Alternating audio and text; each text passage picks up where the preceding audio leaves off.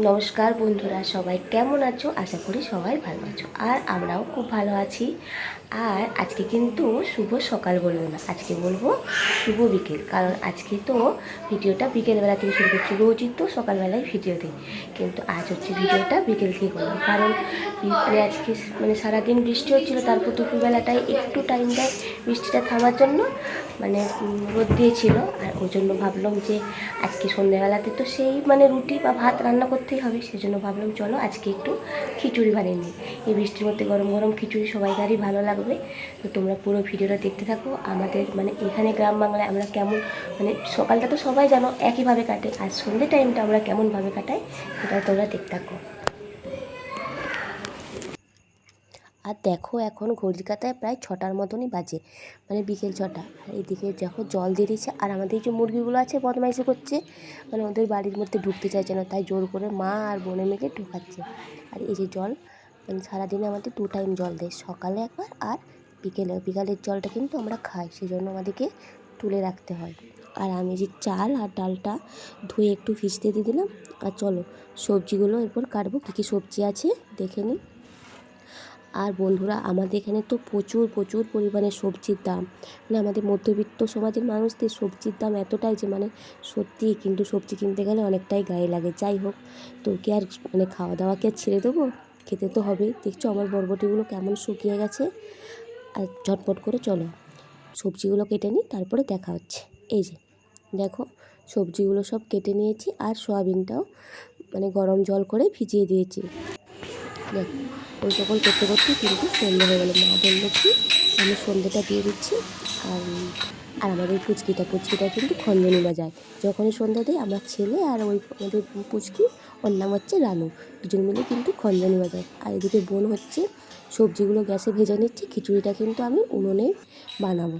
আর দেখো বৃষ্টি পড়ছিলো বলে ও কিন্তু ঘরের মধ্যে বসে বসে বাজাচ্ছে, আর মা ওই পাশে বাইরে উঠোনে সন্ধ্যে দিচ্ছে।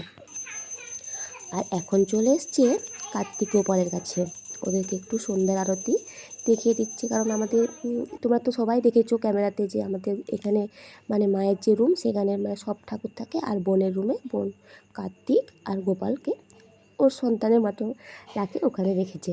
যাই হোক, মায়ের সন্ধে দেওয়া।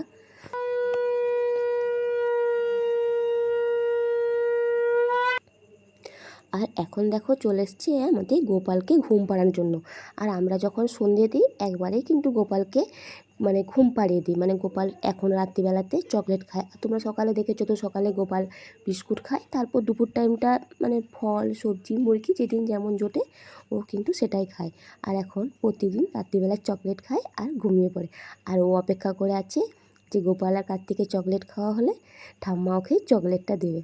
আর এদিকে আমি কিন্তু ছেলেকে পড়তে বসিয়ে দিয়েছি। আর আমাদের বাড়ির প্রচুর সবাইকার এত পরিমাণ সর্দি জ্বর হচ্ছে না, আর এই সর্দি জ্বর কিন্তু এখন সবাইকারই হচ্ছে। ডাক্তারখানাতে গেলেই তো শুধু সবাইকার সর্দি জ্বর আর কাশি। আর দেখো ওদেরকে খেতে দিয়েছি, কারণ আমরা কিন্তু সন্ধ্যের টাইমে হালকা করে মুড়ি খাই। আর হচ্ছে দুপুরে যে তরকারি ছিল সেই তরকারি দিয়ে আমরা এখন মুড়ি খেতে বসেছি। মুড়ি টুড়ি খেয়ে নিয়ে এরপর চলে এসেছি উনুনে কিন্তু খিচুড়িটা বসাবার জন্য। আর এই যে বোনকে বললাম যে তুই একটু উনুনটা ধরিয়ে দে, কারণ তখনকে সব কিছু নিয়ে আসি। আর দেখো খিচুড়ি খেতে যতটা ভালো লাগে, কিন্তু প্রতিটা জিনিসের জোগাড় যন্ত্র করতে করতে কিন্তু অনেকটাই বেশি সময় লাগে। তারপর রাত্রিবেলায় বৃষ্টি হচ্ছে, অন্ধকার। যাই হোক, ঝটপট করে খিচুড়িটা বসিয়ে দিই। আমাদের সকলের এত মুখের কোনো স্বাদই নেই, কোনো খাবারই তাদের পছন্দ লাগছে না। আর সেই জন্য মনে করলাম খিচুড়ি করি, কিন্তু খিচুড়িটাও কিন্তু সবাই ঠিক মতো কিন্তু খায়নি। কি জানি কবে যে মুখটা ঠিক হবে।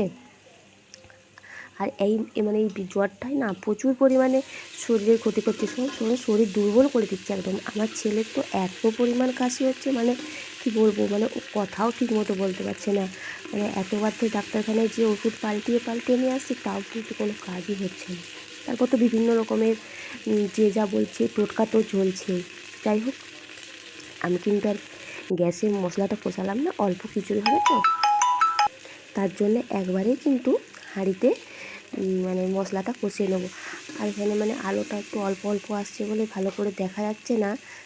যাই হোক, আমি খিচুড়িটা আগে বসিয়ে নিই। আর এইভাবে কিন্তু এক পাকে রান্না করলে কিন্তু খিচুড়ির স্বাদও আসে।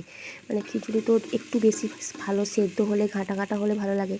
আর আমি যখন খিচুড়ি বানাই কিন্তু উনুনেতেই বানাই, সে রাত্রিবেলায় হোক আর দুপুরবেলাতেই হোক। আর তোমরা এভাবে এক পাকে খিচুড়ি বানিয়ে দেখবে, তার টেস্টটা কিন্তু আলাদা হয়। অন্য সময় গ্যাসে ভাজি, কিন্তু আজকে কি মন গেল যে না, হাঁড়িতে করেই একবারেই করে নিই।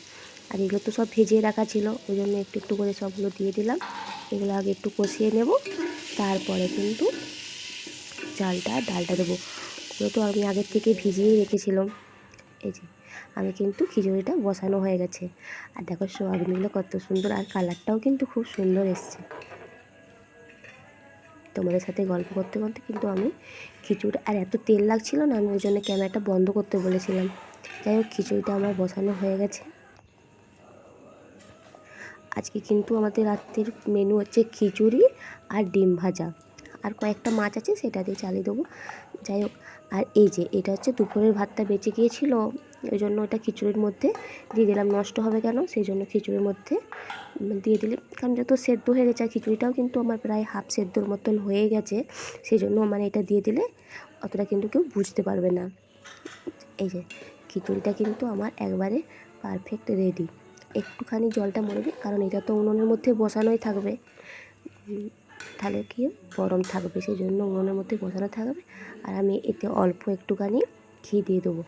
আমি কিন্তু খিচুড়ি করার সময় সবার শেষে অল্প একটু ঘি আর অল্প একটু চিনি দিয়ে দিই, তাতে স্বাদটা কিন্তু আরও বেশি বেড়ে যায়। দেখো, সবাইকার রান্নার পদ্ধতি তো আলাদা আলাদা হতেই পারে, আমি কিন্তু এভাবেই করি। তোমরা কিন্তু কেউ কিছু মনে করো না, বা তোমরা শেখাচ্ছি বলছো। যাই হোক, সবাই আসার অপেক্ষা। এই দেখো, সবাই চলেও এসছে, আমরা এখন খাবার পাচ্ছি।